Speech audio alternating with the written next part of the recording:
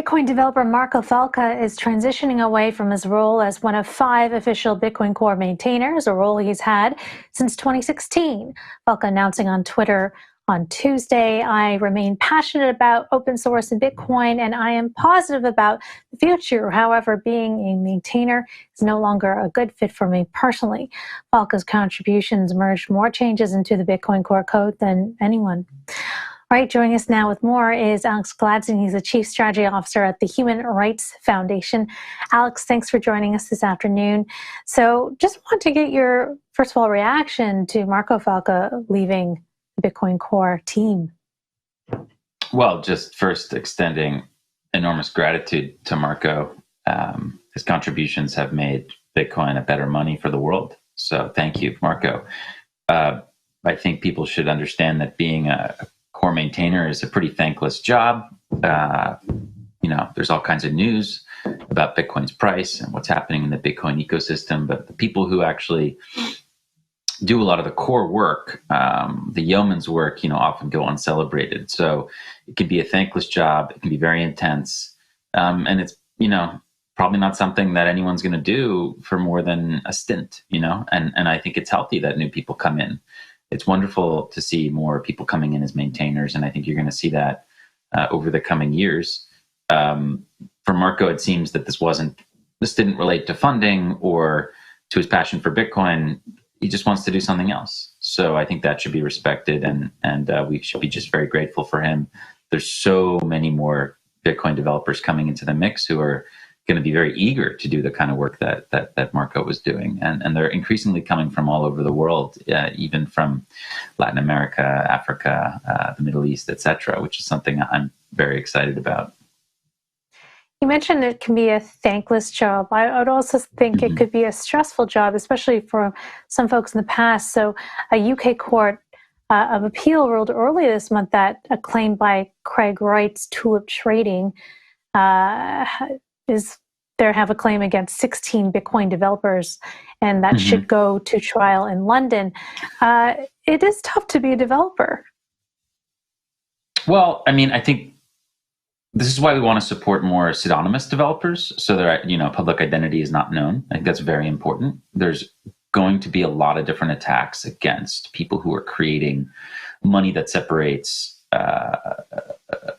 basically state from monetary issuance. Like, this is going to be resisted in a big way. And pseudonymous developers is one way to help protect against that. I'm also happy to see other folks step up and donate to legal funds to help these developers against all these spurious accusations.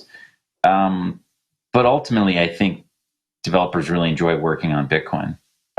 So again, I don't think this has anything to do with Marco's love for Bitcoin. It's just a matter of it's a grinding job, and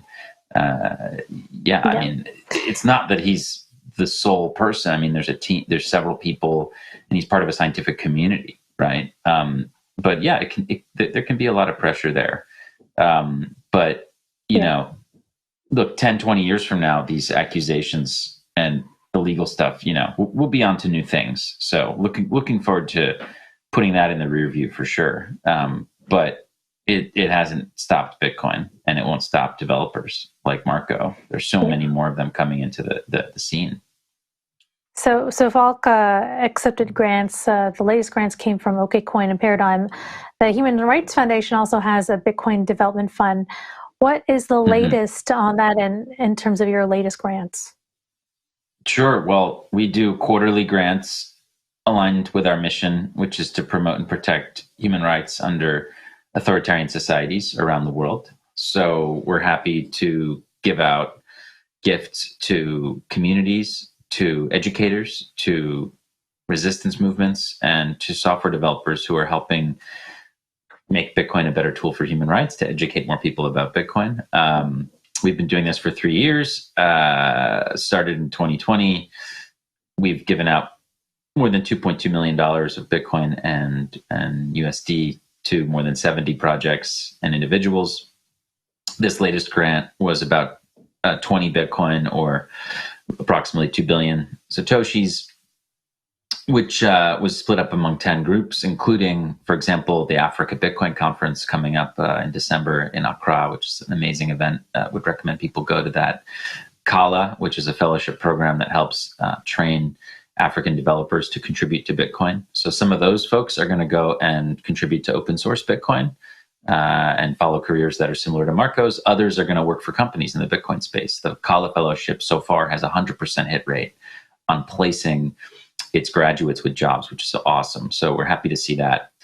The other recipients included educators in places like Burma, who are helping people stuck inside dictatorship learn how to use Bitcoin, as well as people working on how to create censorship-resistant communication tools. So, for example, Bill Kasserin, who runs Damus, which is a popular client for Nostr, which is a decentralized kind of Twitter-type protocol, he received a grant as well. And we look forward to doing more of this year. For this year, what do you think are some of the most exciting initiatives in Bitcoin development?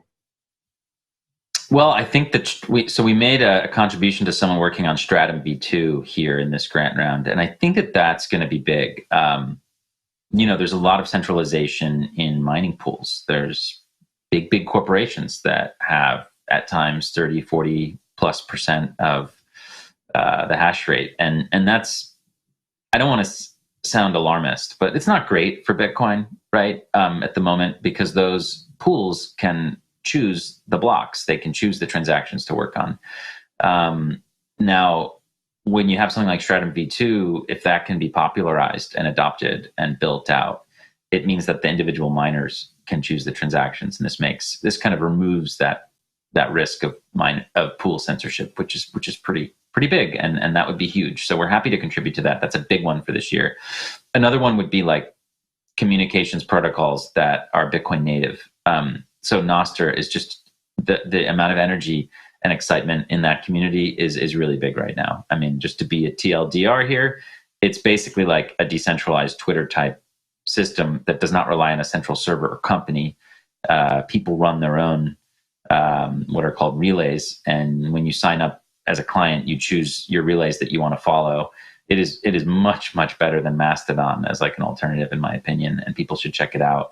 And it's Bitcoin native, so you can use the Lightning Network to just natively and instantly tip or contribute to other people in the network. And it's unlike anything I've seen before. So I think that's one of the most exciting things happening in Bitcoin right now. I did see Jack Dorsey supporting Nostr, and a lot of excitement around that. But the thing with decentralized social media is, how do you regulate, or how do you there's no oversight on information and misinformation out there. So how do you deal with that? Yeah, I mean, it's a brave new world. I mean, look, Twitter is highly censored, and there's all kinds of crap on there, tons of misinformation. I mean, you can argue that these centralized social media platforms were essentially one of the biggest sources of misinformation. These were highly regulated entities like Facebook, and especially Facebook was responsible for massive amounts of misinformation. So I think we need a different model. I think the great part about Nostr is that the user gets to decide what they look at. For example, not only are like images themselves pixelated before you don't have to look at the images, you have to click them. So it's really nice. You don't have to look at this crap if you're looking at images. But at the end of the day, Nostr is not going to work with like a global feed. You're not going to see. It's already become useless to look at the global feed pretty much. You're going to curate your feed with the people that you want to follow. And it's really going to be similar to like early Twitter. Like there's no algorithms. It's chronological. You're going to get to see what your friends post. It's going to change regulation. I mean, they won't be able to regulate it in the same way that they regulate something like Twitter, because there is no centralized power. So I think it'll be really good for free expression, for activism. Certainly it presents some challenges with like what we would all probably agree is illicit content, and that will have to be creatively solved. But I have no doubt that that law enforcement will figure it out eventually. They'll figure out the right balance, but they're going to have to adapt is the point. Like this is not something they can just turn off with a button. Alex, I got to wrap it there, but thank you so much for joining us. It's going to be a brave new world out there. That was Human Rights Foundation Chief Strategy Officer Alex Gladstein.